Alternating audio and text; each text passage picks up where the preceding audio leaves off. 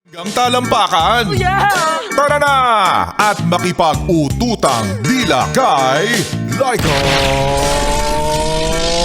Barista! Sa'yo, yes, pre, na naghahanap daw ng jowa at yung tipong mag-aalaga. At siya rin yung gusto mong makasama na hanggang sa pagtanda. Na parang kanta lang natin kanina by Black Eyed Peas. Where is the love? Love lang ba talaga ang hinahanap mo? Siyempre, sa panahong ito, practical na tayo. Where is the love? With money, ganun. Charot. Kasama pa rin, yes, friend. Ang young and fresh na si Laika Barista ngayon pong hapon ng Friday. Napagabi na rin at nakikinig ka pa rin patuloy dito pa rin sa iyong paboritong istasyon na kabonding ang 101.1 Yes FM. At yes, friend, kanina nga ay napakinggan natin ang kwento ng ating Laika Barista moments na pinamagatang tulad ng dati.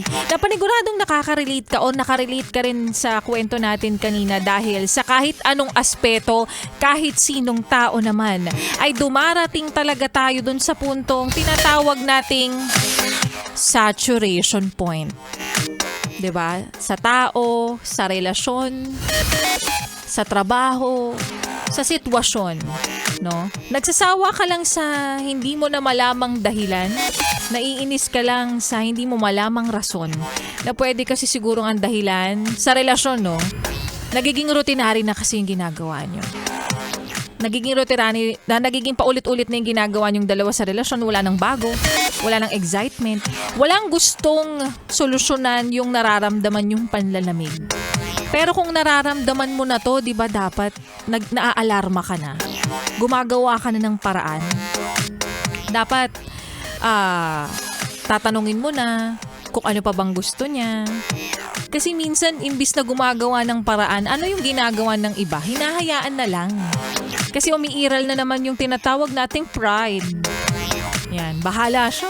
Di ko alam sa kanya nung problema niya. Wala naman ako ginagawa. Ayan. Dami kong naririnig na ganyan. No? Papairalin yung pride imbis na solusyonan mo na muna. Tapos pag naging okay na, talungin mo kung bakit ka nagkakaganyan. Ano naging problema? Diba? Hindi mo masakit na nakikita mo yung taong pinagdasal mo, pinag-effortan mo. Tapos ngayon, tinitake for granted mo na lang ngayon. No? Sabi nga nila, kapag nakakaramdam ka ng pagkasawa, pagkainis, na parang ayaw mo na siyang makita, balikan mo yung rason kung bakit mo siya ginustong makilala. Kung balikan mo yung araw na una kang ngumiti dahil sa kanya. Ayun. Baka sakaling kaya pa, 'di ba? Saka sabi nga nila, balikan mo daw yung pictures niyong dalawa nung nagsisimula pa lang kayo. Yung mga payat pa kayo, ganun. 'Di ba? O kaya minsan kapag bagong sweldo, lumabas kayo. Diba? At saka mo siya abutan ng 1,000. Ewan ko na lang kung hindi bumalik yung ngiti niyan. Baka naman pera lang kasi talaga yung katapat. Ito naman, no? Oo nga, no? Minsan baka pera na talaga yung solusyon sa panlalamig niya. Hala! Kopya? Kopyang kopya. O siya, yes, friend. 3 oras na naman ang nagdaan ng ating pinagkwentuhan. At nakasama niyo pong muli si Laika Barista. Pero syempre, bago tayo umexit, yes, friend, isa-isahin na natin yung mga nagpapa-shoutout ngayon, yung mga gustong baringgan. Aray ko, yung lalamunan ko. Nag-give up na.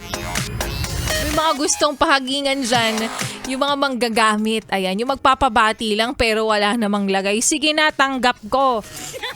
Wala na ngang libre sa panahong to. Tapos tong mga to. Wilson Diaz Galang, shoutout sa'yo and sa Road Night Elite kay Boss Mayel na putulan ng Meralco.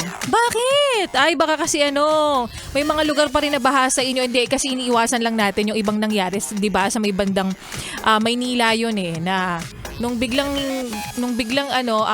nagbukas ulit o kaya naman pinaandar ulit yung kuryente, may mga nasaktan.